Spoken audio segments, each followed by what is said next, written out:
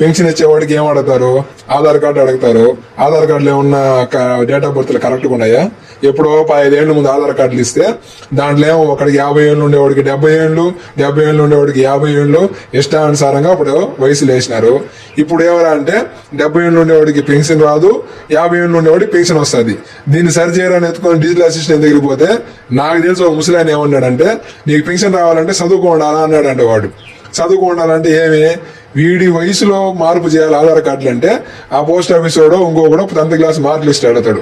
10th class మార్కులు list వీడి దగ్గర ఉండదు కాబట్టి వాడు మనకెందుకు వచ్చిన తలకాయ నొప్పి అంతా అనేసి నువ్వు చదువుకుంటేనే నీకు పెన్షన్ వస్తుంది అన్నాడంట. సరే, ఈ ఆధార్ కార్డులో వయసు ఏమన్నా నువ్వేమైనా సరి చేసినావా? నువ్వేం చేసినావు? పెన్షన్ కావాలంటే ఆధార్ కార్డు కావాలి అన్నావు. ఆధార్ కార్డులో కరెక్ట్ వయసు ఉండదు, ఎవడు గ్యారంటీ? ఇప్పుడు నా ఆధార్ కార్డు ఉంది, నా వయసు 70 ఏళ్ళు, నా ఆధార్ కార్డులో 50 ఏళ్ళు వయసు ఉంది. నాకు పెన్షన్ రాకపోతే నేనేం గమ్ముంటానా? నువ్వేం చేసినావు? సరే, ఇంతకుముందు అంటే ఎవడికి తెలియదు, అప్పుడు ప్రభుత్వాలు పట్టించుకోవు.